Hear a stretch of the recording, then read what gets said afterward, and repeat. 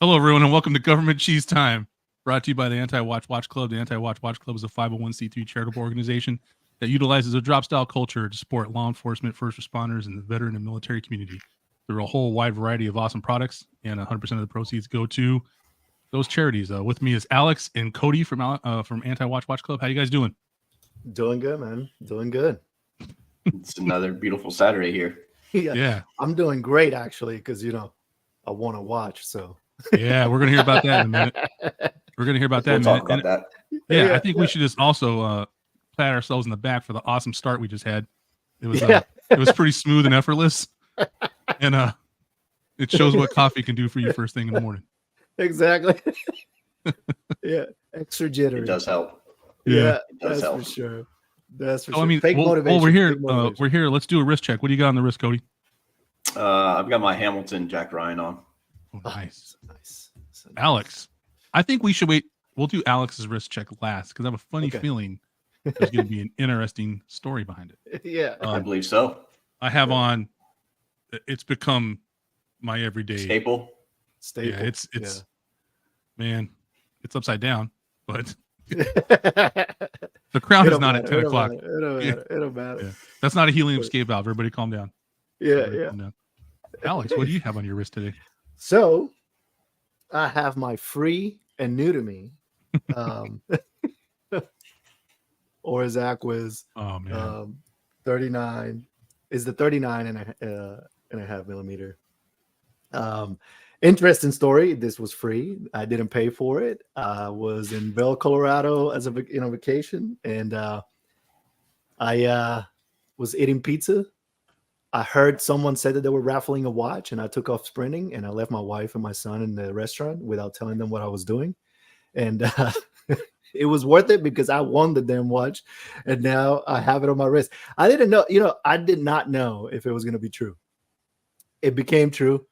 It was actually pretty fast that they sent it because they didn't have it in the store. So it came from Oris in like New Jersey or something.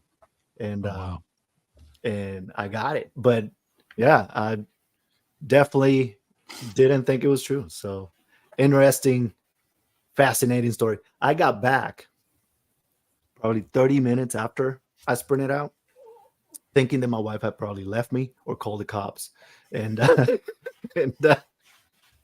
of it was true. She was still eating pizza. So I think probably should be worried. But hey, at the end of the day, I won the watch. So give everyone a quick wrap up. Like just do because some people watching may not have heard the story yet. Yeah, if you didn't hear the story, awesome. In Vail, Colorado, it's like AP land, right? So all the rich 80-year-old people have APs. And then all the rich 40-year-olds have Submariners.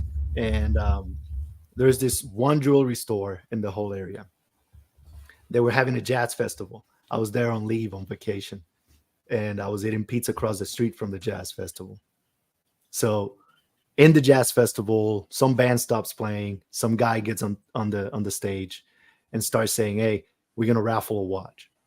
So during that time, I'm eating pizza. I hear that they're raffling a watch. I start looking outside, and they say they're going to raffle either Oris Aquas or a Longines Hydro Conquest.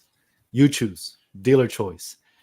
And I automatically got up the table and started running towards the stage. By the time I get there, the guy that had got on it, they asked him a bunch of questions. You had to answer, I think it was 7 or 8 questions to win the watch. And he had missed his questions, which it was like lug to lug for an Oris Aquas, lug to lug for a Hydro Conquest, lug with, things like that. So he fails. I'm the next person. Long story short, I answer the questions correctly, get the watch. After that, I go into the jewelry store to give him my details, start trying on watches, and forget completely about my family in the restaurant. and got back there about 30 minutes later and had a story to tell, but I didn't have a watch to show. So my wife was very suspicious about the fact that I said I want to watch it. I didn't have with me. She's like, what? Say what? But now you can tell your significant other that listening and reading about watches is not useless.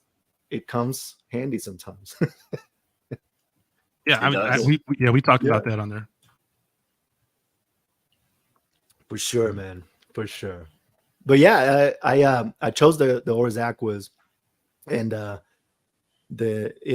of them were the 39 millimeters, but the Longines have a 49 millimeter lug to lug on the 39, so that's a pretty long wingspan. And I'm not wrist gifted like Jason, so I don't 49 millimeter lug to lug is kind of long. Yeah. So I went with the Oris. That's awesome, man. Yeah. It's the funny thing is when we were talking about that before, I just loved how you were telling the story, because I basically deduced, I'm like, wait, that means Alex's wife and his kid were sitting there wondering, where did he go? Like, and remember you were like, yeah, the guy let me try on this watch and this watch. Yeah, And I was yeah. like, bro, were you trying these watches on and your family still didn't know where you were at? And you were like, Yeah. Nope. Yeah. Did not know. I was like, Did that not just shows know. your wife's commitment to pizza Yeah. and your child. So I think it's a win-win for everybody. Yeah. Yeah. I got a text. Where you at? That was it. One. Where did you go? Yeah. What? is- Yeah. That's pretty much it. It was interesting on both sides. On the winning the watch and the fact that I didn't, my wife stayed there eating pizza. So interesting on both sides. That's awesome. That is awesome. I like it a lot. Yeah. Yeah. Now this is not the 400 movement, so obviously they're not It's going not to give big. you the they're not going to give you the watch that the cost additional With the in-house movement they have. Yeah. So this one is the Salida. Still, Oh. good movement. Yeah. Yeah. Awesome. Yeah. Pretty good. Well, what about you guys? What do you have any new watch alerts or anything? Jason? Pretty sure. Cody, don't you have we haven't discussed your latest pickup, have we? So let's see, my stupid camera. There you is go. Yeah, baby. Ooh-wee. Yeah, I My can see Foreign that. Swift Solar Quartz Vice Edition, 55 out of, I think the series is 85. It is Okay, like that's nice. the quintessential summer watch with this teal Yeah. strap. Yeah. It also came with a strap habit, black and pink strap as well, Oh, wow. and a dry bag, like a Huh. 15 liter dry bag. That's pretty freaking awesome. Yeah, that's pretty cool. Super comfortable watch. The loom on it is absolutely insane. It's probably one of the best loom watches I have. Based out of Chicago. Nice. Yeah, I have no complaints about it. That's nice, Yeah. man. Every time I look at that watch, it makes me feel like I'm watching an 80s movie. Or, Yeah. you know, Dude, you know It what's funny? literally is yeah. based off, Vice, Tron, Yeah. Grid. Yeah, yeah. Yeah. Oh man. yeah. So when I saw you post that watch, Cody, I actually I was like, man, it reminded me of Miami Vice so much. And I went on a YouTube deep dive and I found that I can't remember the episode name, but it's the episode I think they had just killed Sonny's girlfriend or his wife, and him and Tubbs like straight up like are in the sports car driving, and the director had a camera on the front quarter panel of the car. So as the car's going down the road, it's all nighttime. It's very noir, right? And the camera's moving with the car, and they're not talking to each other because they're on a mission, right? And then Tubbs loads a double barrel shotgun, and then it's like right. And then Sonny stops at a phone booth, which is very 1980s, right? He makes a phone call, and I think he called like his ex-wife or something, or someone he was dating. I can't remember. And he basically asked her if it was real, and she's like, "Yeah, all of it. It was all real." And she's like, "Sonny, is everything okay?" He's like, "Yeah." And he hangs up the phone, gets back in the car, and him and Tubbs roll out, and then they hijack some boat. Typical nighttime boat hijack in Miami. But I was like, Yeah, no big deal. yeah, because it's to me is like I just, the correlation between that watch and that scene where both could be really kitschy if they're not done right, and the watch is done really right, and that whole direction of that scene's done really right.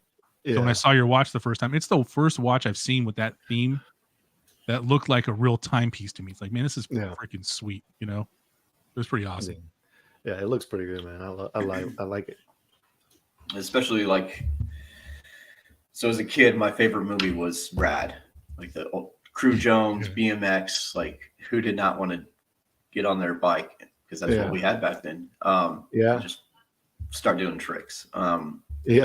So it literally evokes a strong emotional connection to my childhood that I grew up in the 80s. Just being outside, riding bikes, watching Miami Vice, watching, Chips, all the cool 80s movie or TV shows, movies, where it's just like, this is awesome. Yeah. I love it. Yeah. Congratulations. Congrats, man. Congrats. And being 85 pieces, man, that's pretty small. Right now, I'm sure they will make more because people want them. Yeah.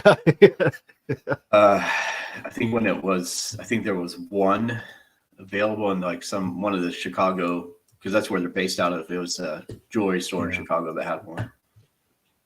Nice. But the baseball coach of the Cubs wears a Far and Swit Wayfinder Northside edition, and their loom dial is pretty insane. Yeah. That freaking.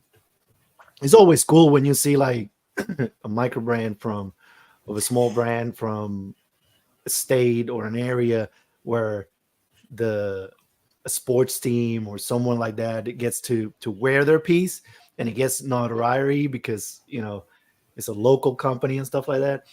It's always cool when that stuff happens. Yeah, I like it. Yeah, David Ross is the coach of the Cubs. Yeah, I watch a lot of baseball, for those of you who don't know, and I played. Anyways, there's a lot of coaches doing like low key flexes now with watches.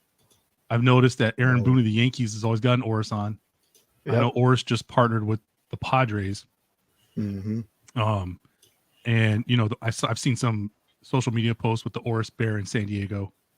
He's a little out of his environment. I don't know if San Diego is a good place for a bear to hang out with, but I noticed that the Giants manager, Gabe, I think it's Gabe Kapler. So Gabe Kapler is like, he was an okay baseball player, but like he was always known for being like really jacked. Like he's like the most fit baseball player. So I don't know which break. No, I don't think so. But yeah, I noticed he's been wearing a watch that's highly like, these guys are just wearing these watches now. So now it's kind of, I need to get a 4K TV so I can zoom in and see what they're wearing. Yeah. No. Yeah. Watches, like legit watches, are taking a lot of the spotlight right now, because before all you used to see was like Hublot or Richard Mille, precious metals, Daytona that have all the gemstones in it. Which is crazy to me always, because the person that made the Daytona famous is that model was considered an error when it first came out, and then you mean Steve McQueen? Yeah, so like, was it Steve McQueen who made the Daytona famous? Because I want to say he wore it in the movie Le Mans. He did. Yeah, but what's his name? Freaking Paul Newman. Yeah, Paul Newman's Daytona. Paul Newman. So Paul Newman's Daytona. That's right. He was the actor in Le Mans.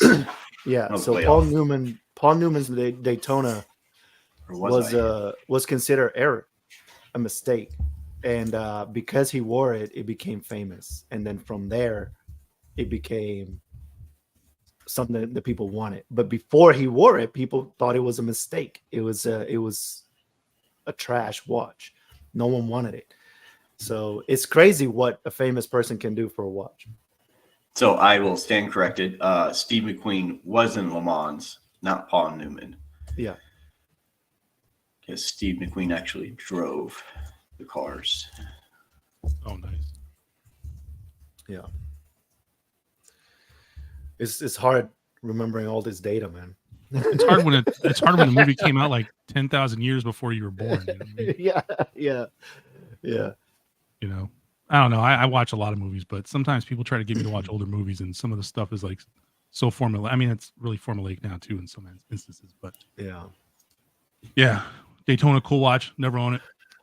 Yeah. Never will. Never. I'm not a Daytona guy.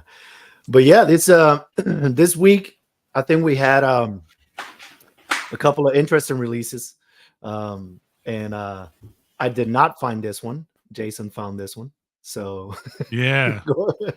Go ahead, Jason. So I like Snoopy and I like Timex. Yeah. I don't own a Timex, but my wife has a Timex and she has a Snoopy and Woodstock Timex with a silver dial. The release they did a couple years ago, and she loves that thing. And I was just impressed. I really need to take some photos of it because it's a really well made little watch. And you know, even though I'm relatively still kind of new to this thing, you know, I've known about Timex my whole life, and I've known about Snoopy my whole life. I've always thought Snoopy was cool. Those of you who don't know, Snoopy has a cousin named Spike that lives in Needles, California. He may or may not drive a lowrider. He's got a mustache and a hat that would make me believe that he drives a lowrider. But I just saw these, you know, there's tons of Snoopy correlation with space travel and all that stuff, right? So, you know, Omega, he's the spokesperson or the mascot for the safety program for NASA and all that stuff. But Snoopy's everywhere.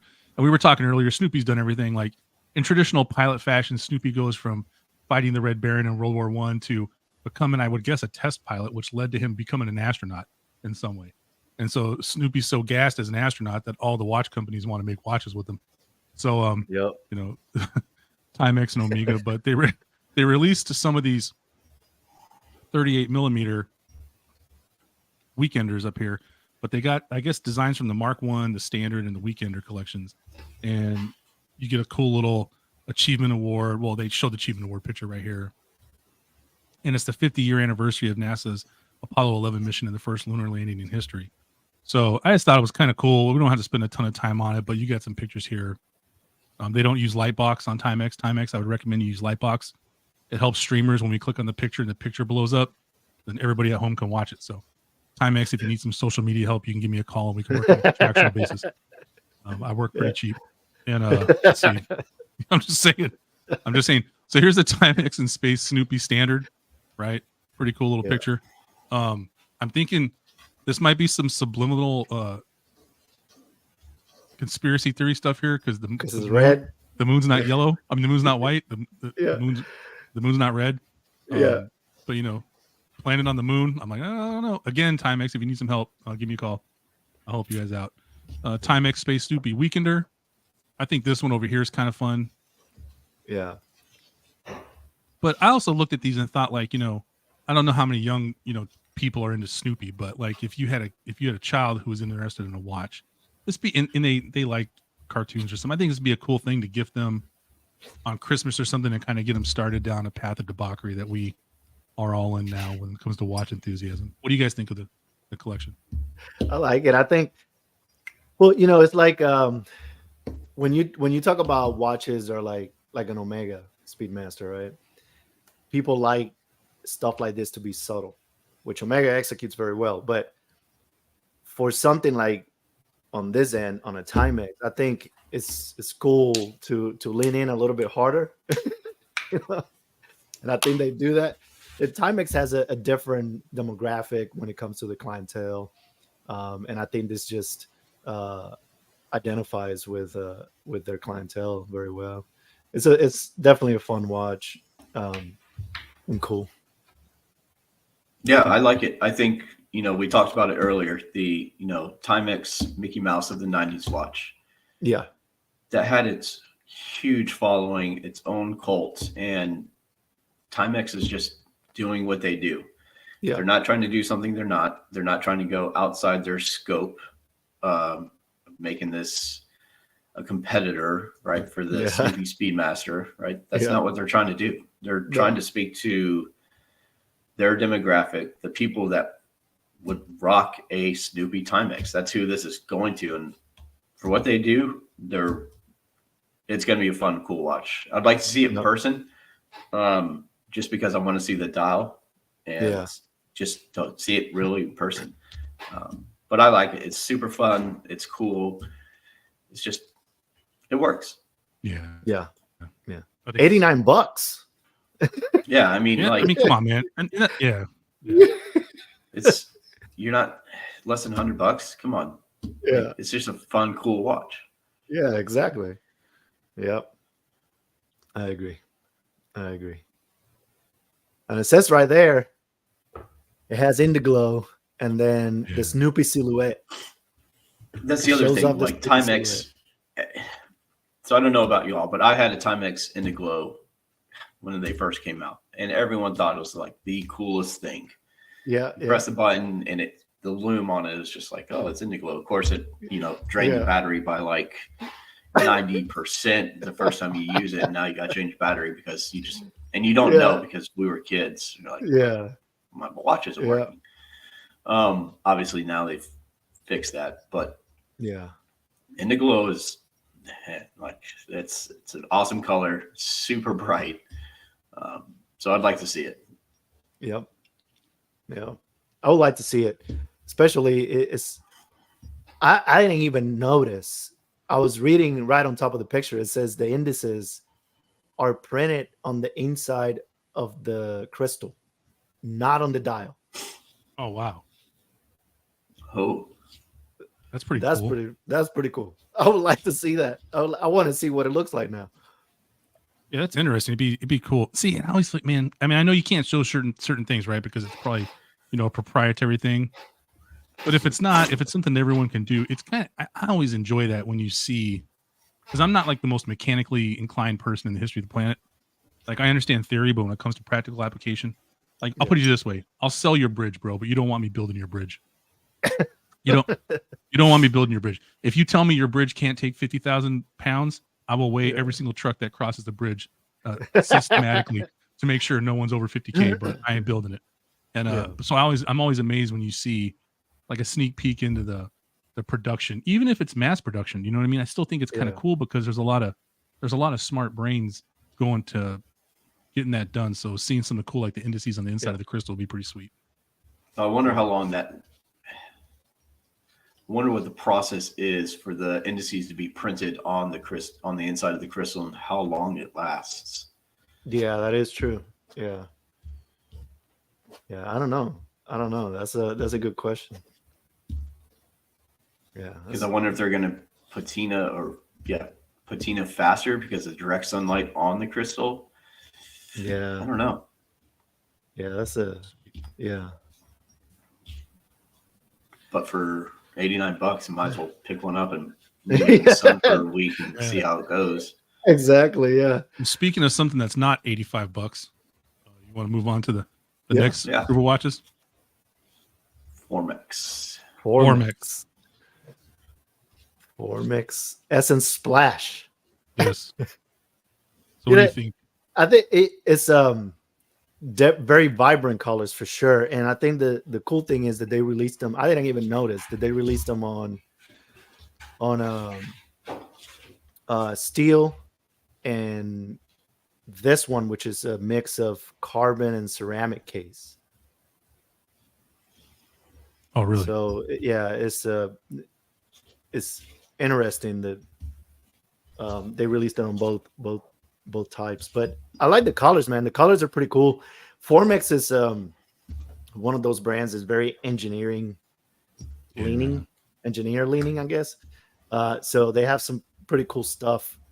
And they still, if I'm not mistaken, they still independently owned. So it's pretty cool. I like the colors. I believe they're still independent. Sorry to interrupt, but I think they are an independent. Yeah.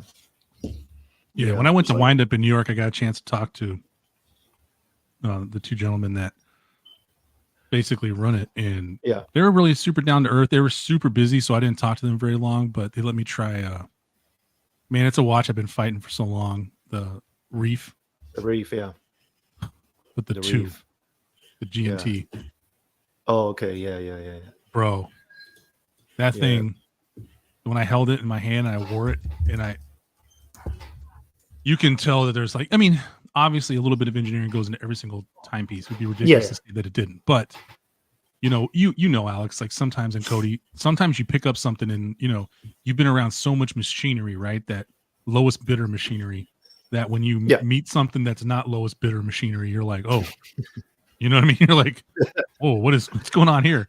You know what I mean? Yeah. And so like the removable bezel they have on those other models, and it's just little stuff. Not only is it well made, but it's not just a trick watch, right? Where, oh, you can remove this bezel. No, it's actually engineered to the nth degree, so you get this cool trick that's actually practical, right? Because you could theoretically just buy one of those Reef 2s and just wear it and change out the bezel. It's a different watch every single time.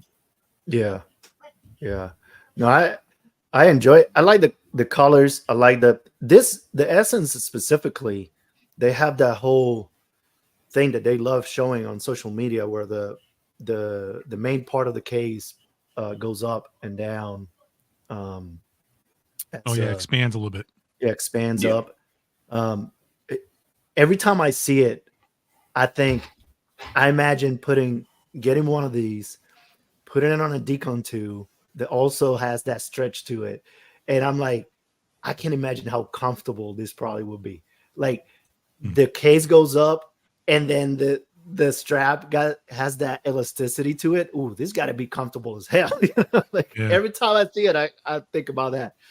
So, I like it. I mean, I like it. You can definitely tell everyone is hopping on the color dials this year. We've seen a lot of it. I like the aqua one myself because it's although I'd prefer it if it was, I'd prefer it in steel if I was going to get one. Do they have I'd the also aqua like on to know steel? the case. I can check. I know they have. I think the Essence comes in 39 and 43. Yeah, they both, and that's both. This release has got both of them go to the top. Yeah. Carbon ceramic. I'd like to know the durability. I'm sure it's durable as hell and strong. Yeah. But I mean, you're getting a Salida cost movement. There you go, Cody. Yeah, you're getting a Salida cost certified movement. You're not breaking the bank, right? $1,500 for The carbon one's what, $1,700-$1,800? 17 something. Yeah. So for a carbon ceramic case, you're not breaking the bank. It's not an IWC carbon where it's $8,000. This will be a direct competitor for the new Zodiac ceramic line. Yeah. But there's always that risk of here at AWWC, we're not afraid to ding up our watches, but a carbon ceramic case, like what's the how much beating can it take? Yeah. But I like it. I like it. Yeah. I like the fact that the colors are not like that aqua color is definitely not the shade that majority of companies are going with, where they leaning more towards the robin egg blue, Tiffany blue stuff. Tiffany blue stuff. I think I've only seen one other, and that's the new Norcane independent skeleton one. That's like that has that bright blue, that bright summer blue that everyone likes. And I like it. I like the teal. Man, this is so much better for me with the stainless. Yeah. Yep. And that bracelet, man. Yeah, that bracelet looks really, really good. And really small links, probably very articulated. You know what's crazy is the purple. Because I started to see a lot of companies introducing purple. Oh yeah. Purple. Yeah, purple. I don't know if I want purple to say something. So, it's a $1,500 timepiece, right? Yeah. Pretty affordable. I know it can be expensive for some people. Yeah. But like, they on the back they have the quick disconnects for the straps, so it's an easy swap out, right? You can wear it like if you have a rubber strap and you're at the beach with your family or hanging out or whatever. And then say you want to go out to dinner with your significant other at night, you can put the bracelet on real quick and dress it up. The fact that they curve the bracelet to the case, right? Because there's watches we've seen that have been more than this. They don't even take that time to do the step for that, right? Nope. Yeah. And when you have a watch on, I mean, I know it personally annoys the crud out of me when it's just like this, and I got that big old gap there. It's even it even annoys my wife now. She's like, "Hey, can you find me some curved straps for my mini turtle?" And I'm like, "Yeah, babe, I'll find." And I've been looking for them, but in the back of my head, I'm like, "Oh man, I created a monster. I should have never told her that because." But it's annoying, right? And especially the more you pay for a timepiece if they don't do the little steps. And let's just talk about if this looks like an actual photo and not a render to me. Yeah. Look at the grain on that leather, man. Yeah. Anyways, man, when you put the brown leather strap on the aqua color one, I was like, dang, that looked really, really good. boom. Yeah. Yeah, I see, was like, damn. you know, that's like business casual meeting. Yeah. Oh yeah. Yeah, that looks good. This is the 39 millimeter. They got all the technical specs here. Salida SW200 chronometer grade. Yeah, I mean, it's a solid, it's a workhorse of a movement. You know, it's I dig it's only it. 10 millimeters thick, man. Only 10 millimeters thick. Yeah, that is small. That is thin. That's thin. 20 millimeter lug width because these guys want to sell you watches. Yeah. No, let's be honest about it. Cody, what do you think about that statement? You're usually the more level-headed out of the two of us. Yeah. 20 millimeters means that these guys want to sell you watches. Yes. I do agree. A lot of people do not like the 22 lug width because it's just that extra 2 millimeters that make a difference. So if you have a normal American wrist size, not like you, Jason. Yeah.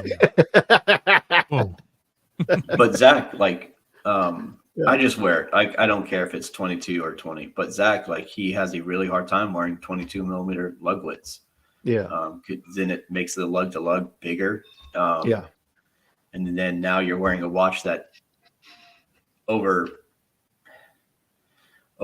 your wrist size, so it's disproportionate. But 20. If you're making watches, start off at 20. Yeah. Because they're gonna sell, and everyone makes more watch straps in 20 millimeter than 22. Yeah. 45 millimeter lug to lug. I mean, this That's thing's gonna sit short. right on top of your wrist. Short. It's going to sit on top of your wrist, but it's not that thick, right? So I think that's a good point to bring up. It's only 10 millimeters thick. It sits on top of your wrist, and you can change all kinds of. Oh man, yeah, bro. If they made a silver dial one of these, lights out. Yeah, you're an old silver guy. Jason is an old silver guy, old gray. When you have monstrous wrists like me, you need to do what you can to downplay. It's like, look. I shaved my head for like 25 years because I have a humongous head, right? I wear like a 7 3/4 ball cap, right? It's gigantic.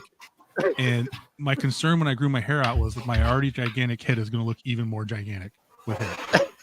So my barber sometimes tells me he should charge me by the square foot and not by the haircut. So I like them. I'm a big fan. I want at wind up this year. I will definitely have to engage Formex on this and see what they have there because I like it. I love blue. I love this one right here. Yeah. We missed each other at Wind Up last year, didn't we, Cody? Because we were there, both there, but I think we didn't run into each other. I don't think we really knew each other. So I wasn't there. I was playing Army still. Zach was there with some guys. This year, I will be going. Zach's going as well. I think Tony is going. Nice. So yeah, AWC will be rolling heavy at Wind Up this year. I was asking because they were one of the booths, and obviously, and I tell you, man, like I learned so much from walking around there that my brain was almost frazzled by the second day. We actually ended up going home early because I was like, I need to go home and process this, man, because there was so much stuff, right? And it's the little things you find out about brands, like the interaction with the people from the brands, right? So obviously, Mike Pearson was there with Zodiac. I got to meet Mike for the first time. The guys at Formex were great. Long Island, they were great. William Wood watches were great. But you see the slight differences between the actual product and the people. And my whole opinion going away from Formex was they're an excellent watchmaking brand, and the dudes are pretty down to earth, But you can tell that they're taking it from a slightly, I don't want to say that sounds kind of snobby, but like a higher horology. Like I think their baseline where they're starting is a little bit up scale compared to some other brands, and that's not a knock to other brands. It's just like the materials, the finishing, the movements, the options you're provided, right? I feel like Notice does a similar thing, but at a slightly lower price point, right? Notice is giving you options. They're giving you, not so much complications like literal watch complications, but little options on whether it's the bracelet design or dial or finishing and stuff like that. So it's going to be cool to see what they have. Will we next be year. talking about Notice going forward in the show today? Yeah, you get to do your we can for WWC sure, thing on the going out. You'll be able to do that. Yeah, But, definitely will. We got plenty of time. I mean, I have to give myself or AWWC, sorry, our own plug. Oh yeah. Oh, for sure. AWWC is a wonderful sponsor of this live stream and podcast, and but here's love to give them time to talk. And all I wear is AWWC shirts. I really like the Essence. I really like, but some of their some of their other watch lineups is very much like it reminds me of Norcane a lot, especially the Reef. Yeah, the Reef. I had to see him in person, obviously, but that little side on the left side case at the 9 o'clock, like Norcane has that exact same. Yeah. The indices are almost identical to what Norcane does. Yeah. I think that I guess balancing act that they use on the left side when you're looking at it, I think Norcane does execute it better though. Like this one, I have heard a lot of people complain. Yeah, it protrudes too much for people, and I think that's what balancing act. I can see it from their perspective, but for people buying the watches, I have heard a lot of times that they are held back because of how much that protrudes. So I think Norcane executes that better though. Okay, so sure. I put this on at wind up, right? Yeah. 42 millimeters, 11.4 millimeters thick, 22 millimeter. But the lug to lug is only 47 millimeters. Yeah, it is. It is. It probably wears like a 41. Yeah. It does. Yeah. This thing, man, and I tell you it's a fight. I have to looking at this I'm going to have to do yard work after looking at this because I have to fight this every day because I've also worn it, right? Yeah. And this thing is so well made. It is so well made. And then, being able to replace the bezel, but this thing wore like a dream. Like I had to take a picture and take it off and walk away or else I would have. It's just really, really, really, really, really, really, really, really, really nice. And I've held some Norcane stuff, but what I'll say is, to me, the difference between Formex, this brand, and Norcane is, for me, and I've handled both of them. This feels slightly more industrial, in a polished, in a not like a literally polished version, but in a polished version. Like some of the stuff I felt from Formex feels more like if we're going down the industrial road, vice the design road. And the Norcane stuff for me feels more like it's capable, don't get me wrong, but its overall feel is more of like a designer, capable, but fashionable thing, where this is engineered first. And I don't know if that I'm making any sense, but in my brain, that's when I held both of them. Absolutely. I think like I said, at wind up this year, I really want to handle these watches, put them on, feel them, talk to the guys, learn what their core values that they put into the model lineup or the catalog, because that tells a lot, like you just said, Alex. But I'm excited for Formex. I like the Essence. I just want to check them out more and learn more about them. I'm on the same boat. Alex, we've talked. My only issue with Formex is the name. Because Cody, I don't know how familiar, how close you've ever been to the border, but the name always reminds me of some juice that my mom would have bought when I was a little kid, right? Because you know, Alex, how it is, like Humex, or everything ends in Mex. Like if it's gum, it ends in Mex. If it's a juice, it ends in Mex. So every time I see the name, I just think that this is some Mexican company trying to sell me a snack or something. And it's hard to. Does that mean it goes to the Seiko Pro Specs? Prospex. Close. If they had called it Prosmex, that would have been a problem. Promex. Promex. Seiko Promex. Let's make a watch company. Let's make a watch company. Alex, call it Promex. Yeah, because I think the quality, obviously, like where you were saying, Jason, like when people have restraints about a watch and they try it on, the quality can overlaps whatever the idea they had before. And if there's a quality watch and they try it on and they like it that much, they can probably overlook what they thought it was and buy the watch anyway. That's why things like wind up is still very important for brands, because for brands that don't have ADs, you know, being able to put the watch on the client is important, because, you know, you might be thinking, oh man, this seems big. And then you put it on and wears like a 41 and you're like, okay, it doesn't wear bad and it's quality. I'm going to buy it anyway. This is the most presence I've ever had on my wrist without physical stature, if that makes any sense. Yeah. This has got presence, but this has got physical stature. Like I could hit someone in the head with this and do damage. This Reef 2, the GMT was there. And I just want to add one other thing. So, you know, we talk about 20 millimeter, they want to sell you watches, but just look at this page, right? So you literally could buy this one watch with the dial color you want, right? And you have a different watch every single day. Yeah. If you want to. Yeah. And you can, I mean, just, it's insane, right? So like for a person who, you know, like, and I always think about like, you know, maybe you're in the military and you did a great job investing when you're in. That's not the case for a lot of people, right? But you get out, like, you know, Cody was looking for a timepiece for, you know, when he was getting his job, his civilian job and everything. But like this falls in that ballpark. You score this, if you can wear this, you got, it's fire and forget. You own it. You just start buying the accessories for it. You know what I mean? And this thing can go anywhere and do everything with you. So that's what I've always enjoyed. Fully agree. The amount of customization that this provides is like, they know what they're doing. Yeah. Man, it's beautiful. It's I look at this watch like I look at carne asada. It's just freaking great. Well, yeah, carne asada is. Yeah. Oh man. Yeah, exactly. So is a win for you guys, the Formex? Yeah.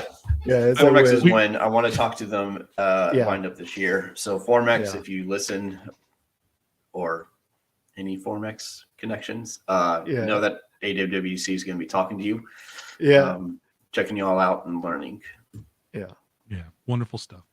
Wonderful. So, all right, we're going on to the main topic, Alex. Let's do it. Swiss watchmaking versus Japanese watchmaking versus British watchmaking. So this is the thing, right? I was doing some watch, news consumption over the week. And like always, I was reading some of the arguments in the comments. And obviously became Swiss versus Japan, or it was mainly Japan watchmaking, which by that statement everyone probably knows, right? It was basically Rolex versus Grand Seiko. So what I wanted to do was I wanted to talk about, with the state of the watchmaking world, I guess, do you guys think the Swiss have still a commanding lead in watchmaking, or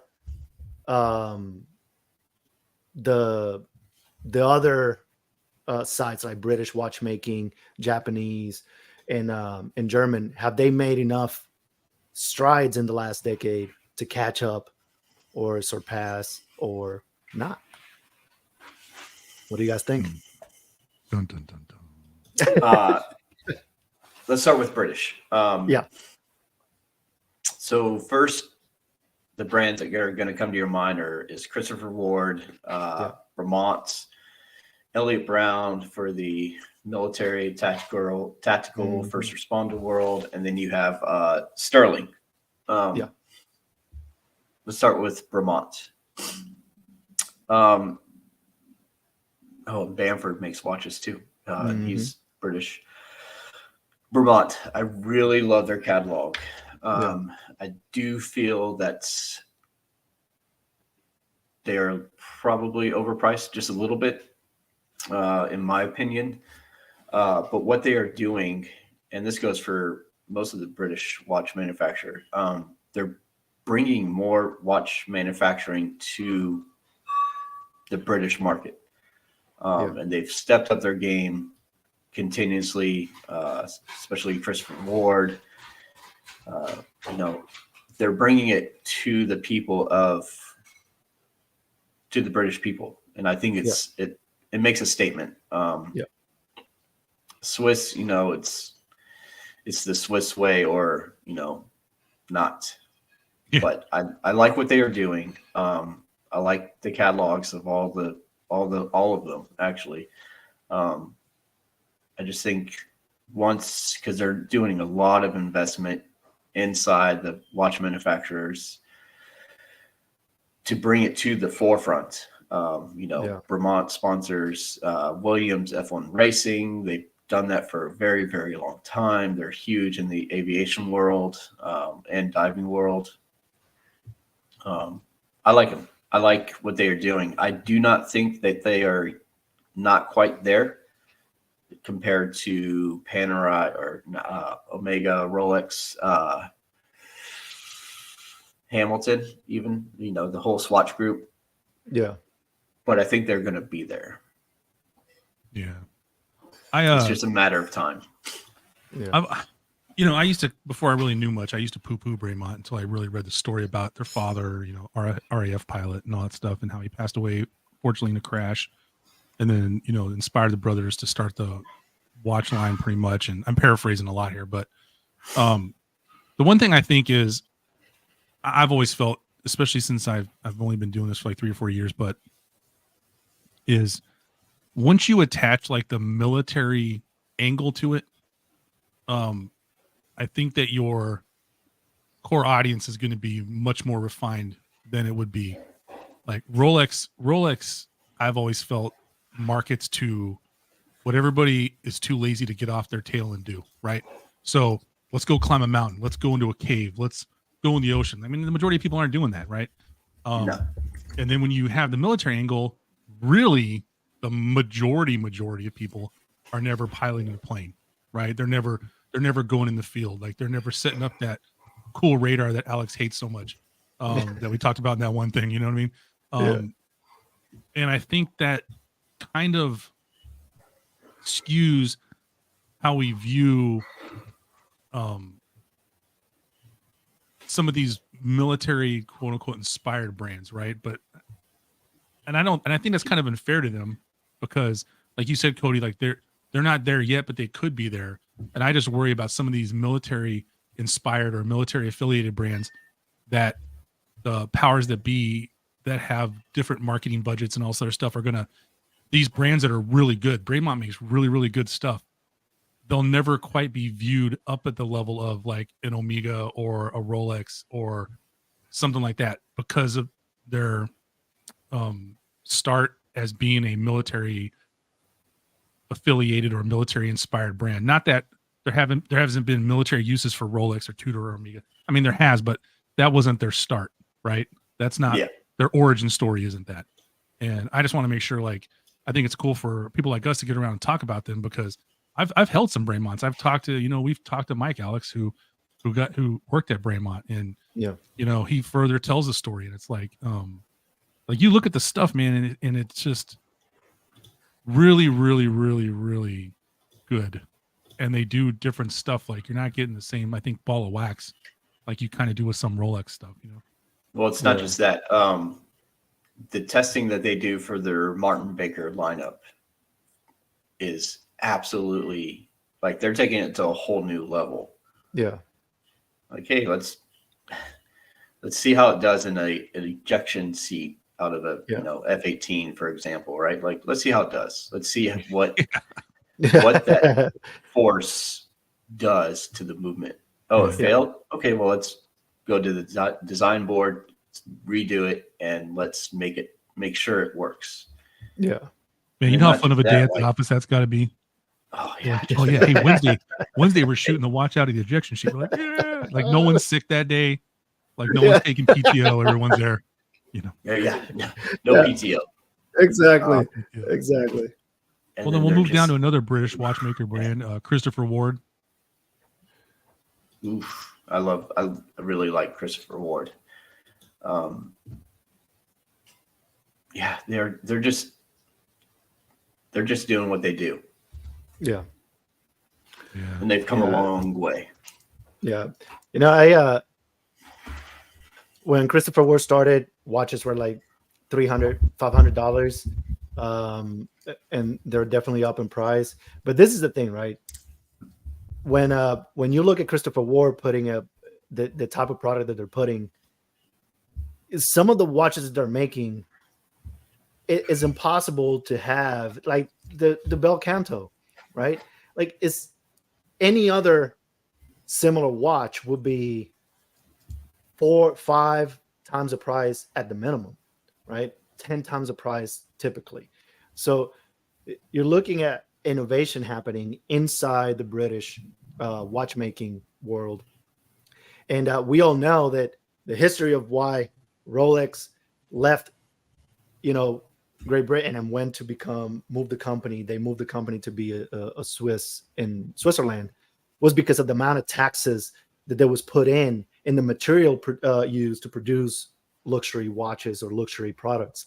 So, this companies like Bremont or Christopher Ward, it's hard to produce something that is quality and is innovative and so on and so on, and it have a price point where it's accessible, in a place like the UK. So it's with all the taxes and stuff. So I think that what Christopher Ward is doing is amazing.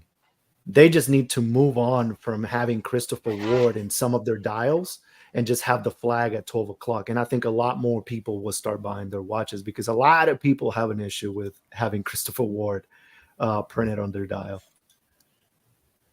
Yeah, I agree. I think one of my favorite, they've got I like a lot of their catalogs. But the one I love the most is the Moon Glow, because I just think that's so cool. And it's just got the flag, right? Yeah. Automatic. And that's it.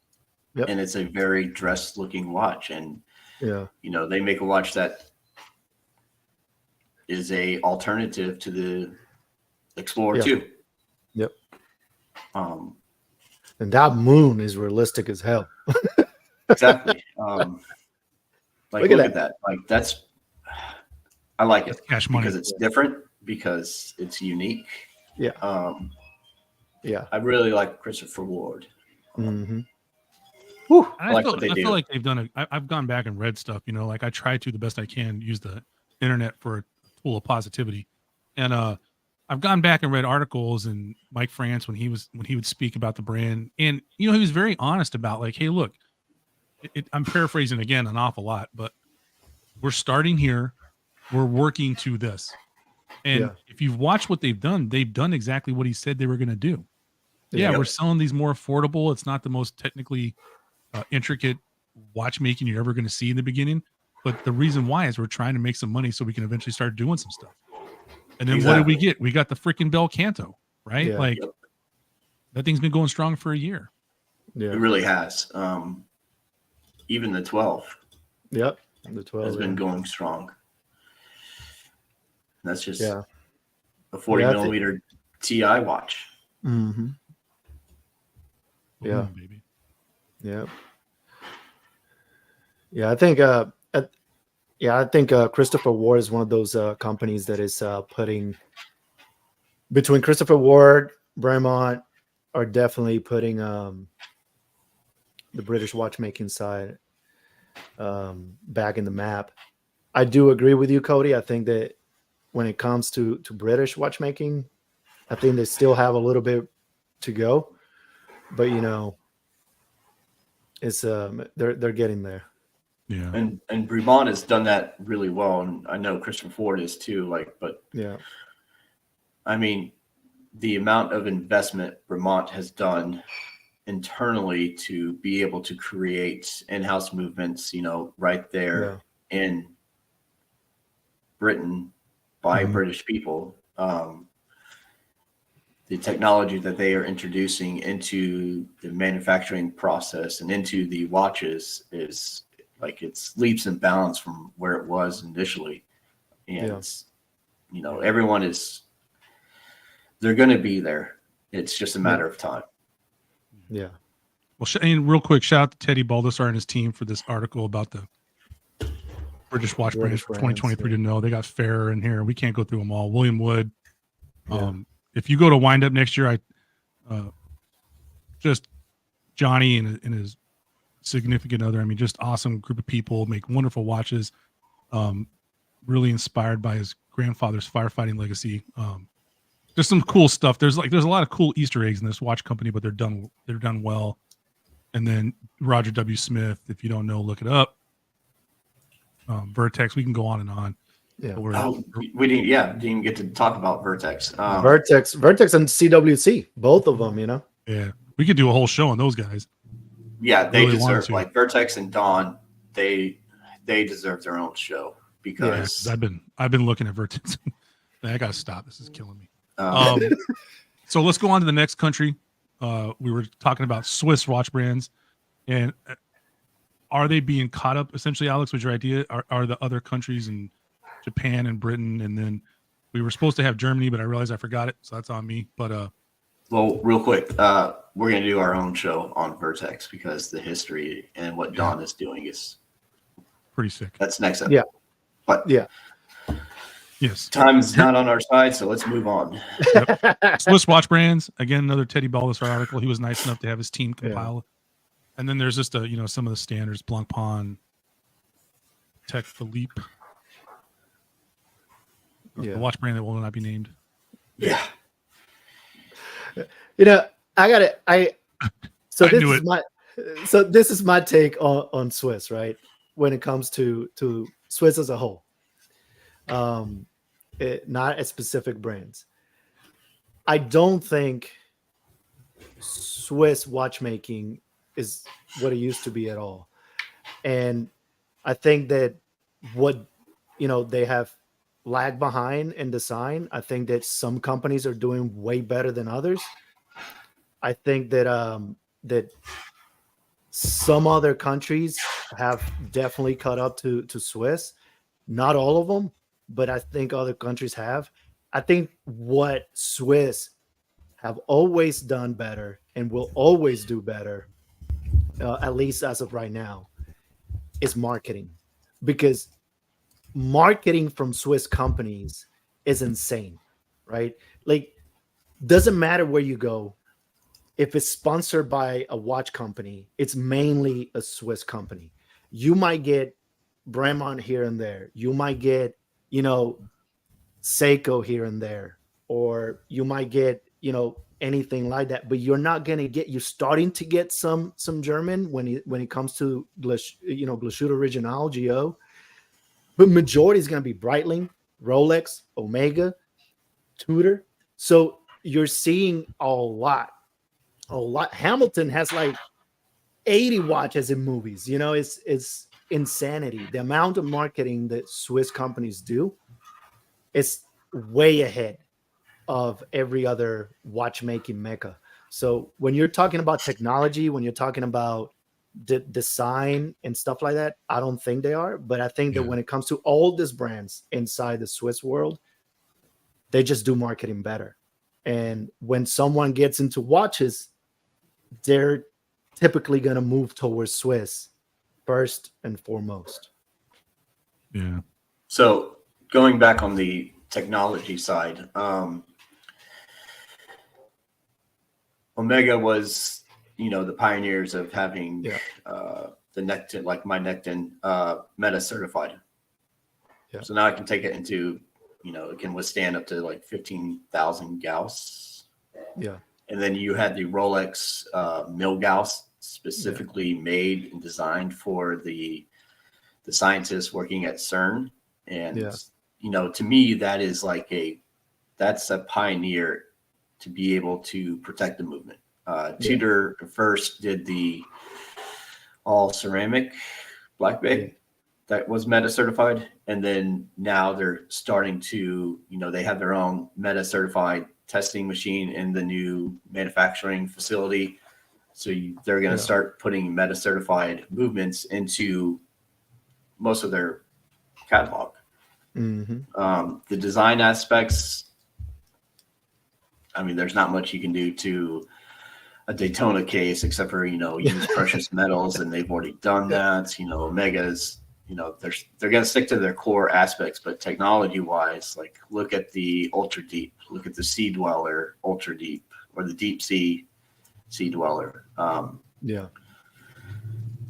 Yes, they do marketing really well. But I think with what they are doing on the movement side and meta, having all the movements meta certified, the in-house movements, which is, I don't know if it's true in-house, but I still think those guys are on the forefront because of who they are, the amount of investment that they can do. I think is there, but I think they've come a long way, and they will remain at the forefront on the technology side for their movements. Yeah.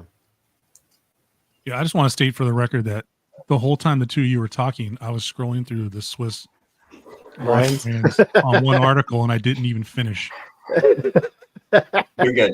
But I think no, I don't mean a bad way. I mean that's just how many there are. And Alex was talking about the marketing. We know they're owned by some major groups, right? Not all of them are independent. They're owned.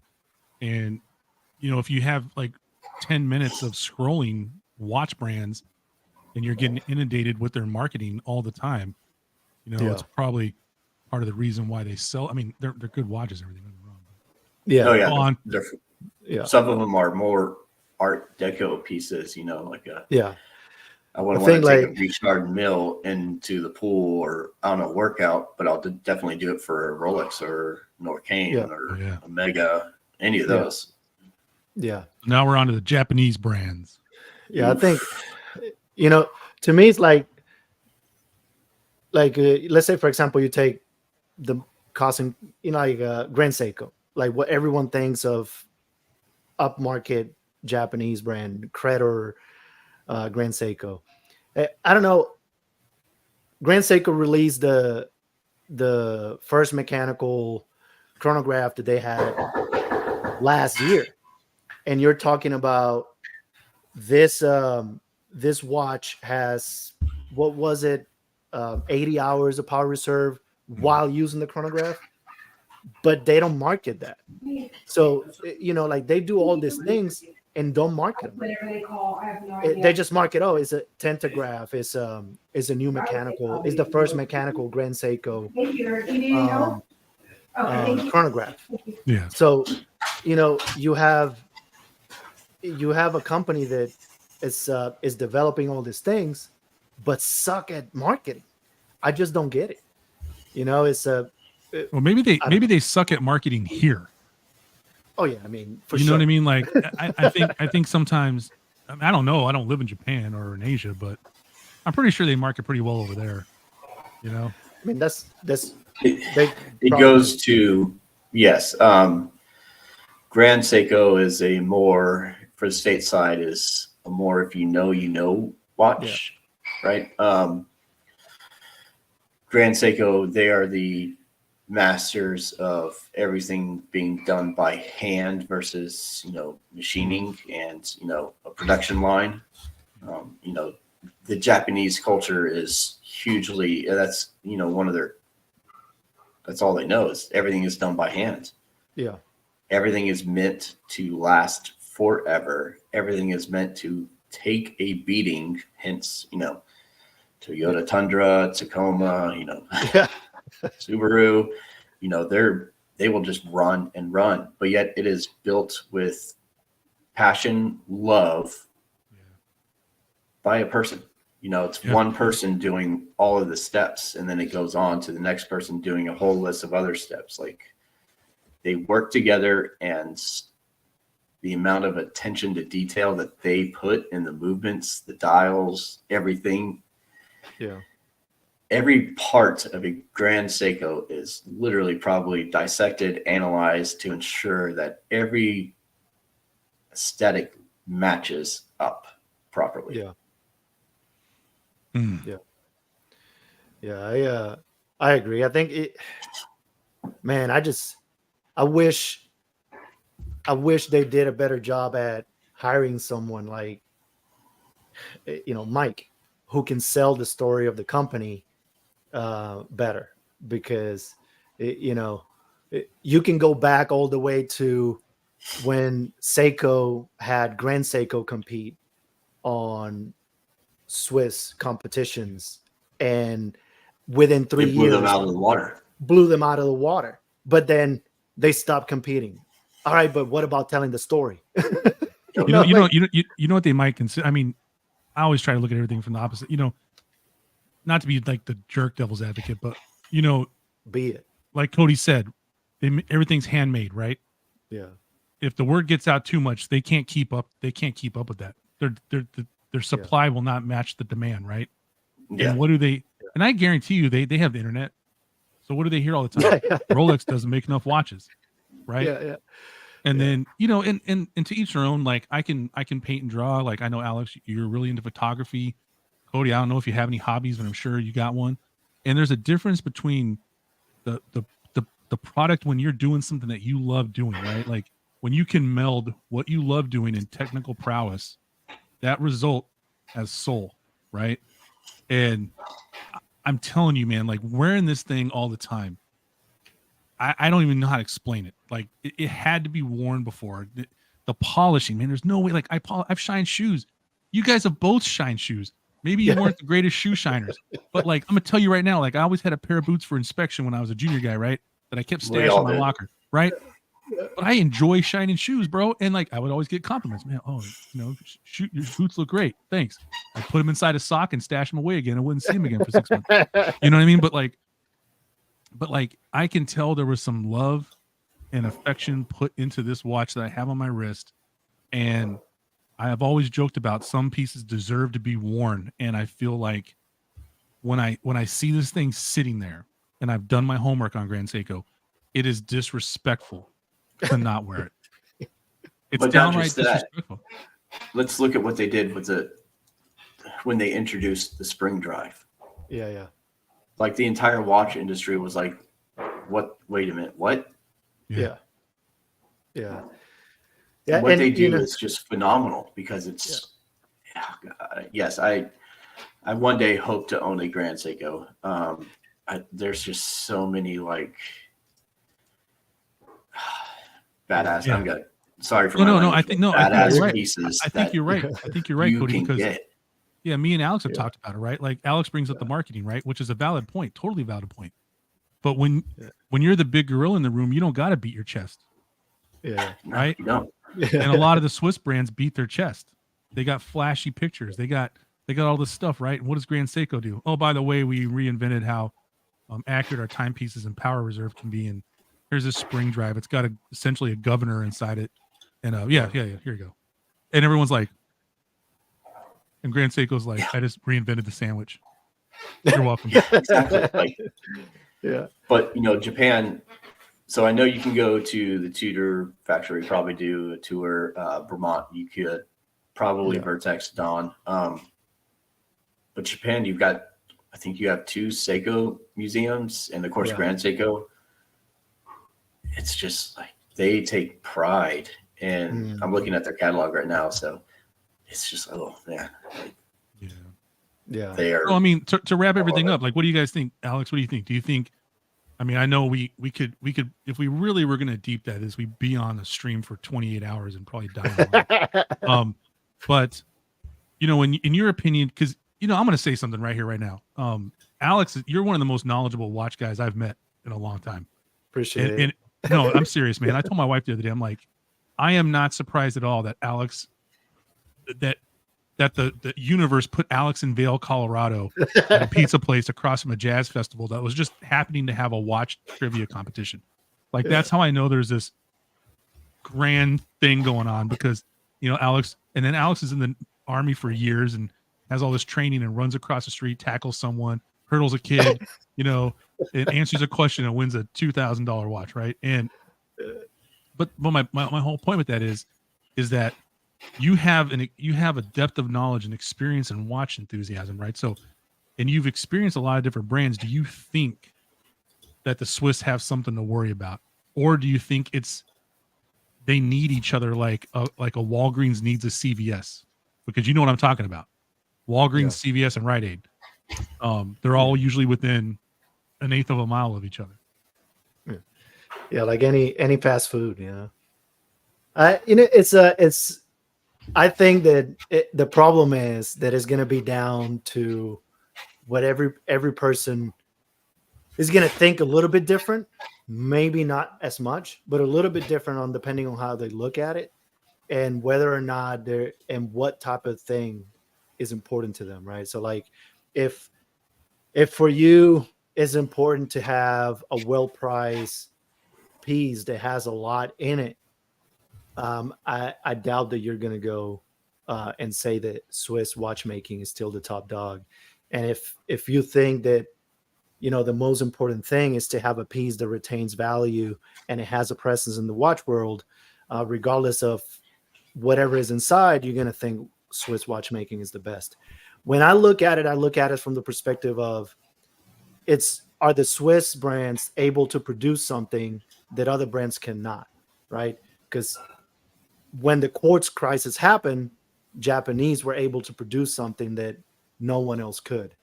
With Grand Seiko, because of the patents on spring drive not being released or open yet, they can produce something that no one else can produce. Whether or not it's important for the person buying the watch is different. But when you look at the very high end of horology and you look at Philippe, FP Journe on the Swiss side, that's a watch that produced probably the highest end of horology when it comes to, precious metals in the movement and so on and so on. And then you look on the German side, you have a Lange & Söhne, right? So a Lange can produce something that Philippe Journe produces. I think that the problem is the Swiss have the infrastructure and the marketing in place in order to keep cost lower than anybody else. Now, taking Grand Seiko away in the Japanese market, you look at German or you look at British to produce something that is equal to Philippe Journe, they're going to cost more. Okay. So like the problem is a Glashütte Original diver is a very, very capable diver and it looks really good and it has a lot to it. But the problem is it's going to cost you the same as a Submariner. So if someone is going to get on a list to get a watch, they probably going to go for the Submariner because they want the recognition on the wrist. And 100%. Yeah. And then if you're looking at every brand and looking at technology, you're going to say, why I don't just go with Omega, right? Because to me, when you look at technology, Omega is in the forefront of Swiss watchmaking, period. Yeah. So, you're looking at these things and the Swiss are going to provide that product for less money and more name recognition because of the infrastructure that they have had for years. Yeah. And speaking of infrastructure, real quick, I'm going to give a plug to someone. I don't know if you guys have ever listened to the Spycraft 101 podcast. You ever listen to that? Yeah. Okay, so episode 99 is called Industrial Espionage, the Downfall of a Great American Company with Aaron Stark, right? So shout out Justin over at Spycraft 101. You can pick him up on it's the story of how the Swiss stole Hamilton? Waltham. Oh, okay. Waltham. Yeah. Waltham's whole process, how they stole it. And I'm telling you, man, You know, there's a reason the Swiss have that. They had the infrastructure before, but they didn't have all the infrastructure. Yeah. Yeah. They No, I agree. They sneaky boyed the Yeah. infrastructure. No, I Episode agree. 99. But you know, like when the quartz crisis happened, the Swiss were the ones that endure the process and came out on the other side. Everybody else sold out. Folded. Yeah, folded. So obviously, if you're looking at I want the most value for my money, unless you go Swiss, you're gonna go with the Japanese. Yeah. So that's the only other option because no name recognition. So I think that when you take everything into consideration, from majority of people perspective, the Swiss are still up front, and they're gonna be up front. Maybe not with the commanding lead that they had, but they're gonna be up front from the foreseeable future until things balance a little bit more. Got it. Great answer. So that's what I think. Man, I it was know a that fun some people are conversation. gonna be mad, but hey, Everyone's mad about something all the time. I would say, Yeah, I mean, take your butt to the gym and work it out. if you want to resell a watch, Rolex is going to win hands Yeah. down because, like you said, Alex, it's that name Yeah. recognition. I would much Yeah. rather have the SBG E283, their E2 killer. yeah, what yeah, I think of it. Yeah, I'd much rather have that than a E2, yeah, right? one Because hundred like, percent. unless people know Grand Seiko and the logo, they're not going to know Yeah. it's a Grand Seiko. They're going to be like, No. oh, that's a nice. Is that a Rolex? Like, no, Yeah, it's not. yeah. I'm Yeah, no, also I just not a fan of the Cyclops that Rolex uses, but like, I don't know. They're beautiful watches. Yeah. My heart's still Omega, but I'd Yeah. take a Grand Seiko over a Rolex any day. Yeah. No, I agree. Same And it goes boat. back to it goes back to that history. Like, Yeah. that's my cat walking on my desk. Nice. I was like, what was that? Yeah, my cat. Well, as It goes most back of to you the at home history know that, because it's sorry. man, like the history of Grand Seiko and how they just destroyed Swiss movements in competitions. Just like, Yeah. like you don't. Yeah. That story's not told, like you said, Alex. Like that Yeah, no. story is not told unless you know, unless you're like one of us, unless you're a Yeah. watch nerd and watch like enthusiast. Like then you'll know. But the average person, they'll hear Rolex and Grand Seiko and be like, "Oh, it's Rolex." Exactly. Yeah, 100%. 100%. I mean, people still think that Rolex handmade their watches. So Wrong. They don't. yeah. Well, that was a good conversation, guys. Let's go into Cody. Cody, for those of you that at home that don't know, but you should know by now, Cody is one of the founders of the Anti-Watch Watch Club, a proud sponsor of Government Cheese Time. Cody, tell you what AWWC does for a bunch of people. Okay, so we are a nonprofit. There's 9 founders.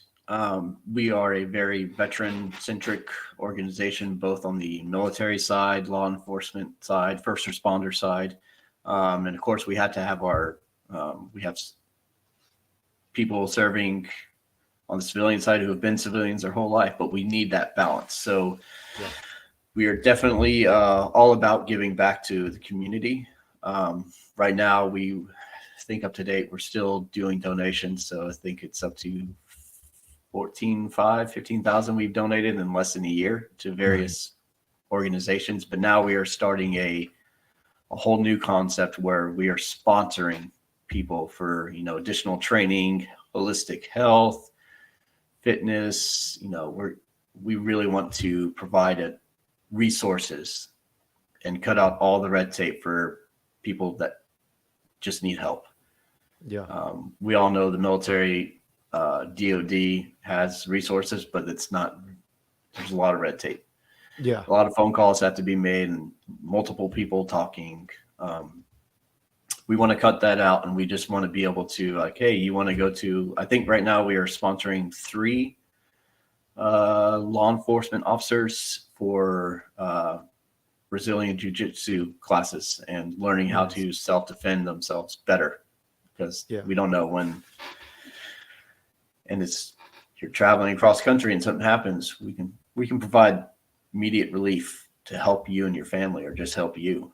Holistic health, we're looking at, just providing other additional health resources to our brothers and sisters, whether it's, you've been a civilian your whole life, that doesn't matter. If you're in our tribe, you're in our tribe, and we're going to do everything we can to help you. That's what we're about. We do not take a single dime ourselves from any of the proceeds we net. It's all goes back to our operating costs, and then to the next project. And then, okay, we need to pay for 5 more people to join this jiu-jitsu club. Okay, we'll take care of it. And that's what we are about. Nice. Now, Jason, do you want to pull up our Instagram? Oh yeah. Yeah, because the next thing coming up, I think it's one of those things that, even to connect it to what we talked about today, even American watchmaking is in the come up, and I think one of the brands that is guilty of or not guilty, but gotta get the credit of participating in that process is the next one that you're going to talk about. Yep. Hey, Alex, can you pull it up, because it's not working on mine? Yeah, I'll pull it up. Too easy. Apologies. Yeah, it's pretty sweet, man. I can't wait till this thing comes out. I was looking at it, I was like, oh man, I had to give it a nickname right away. I was like, I got to be the first one to nickname this thing. I'm like, because someone's going to give it a nickname, because all great watches end up with a nickname. And I was Of course. Yeah, this thing looks like the Grim Reaper, but in a good way. Like if the Grim Reaper was just bringing you happiness. Oh man, look at that. Okay, so cat's out of the bag. We have been promoting, I think it was yesterday, maybe the day before, kind of been blowing up our Instagram feed. We are doing a collaboration with Notice for the Sector Deep. It's the first DLC watch that they've ever done. Yep.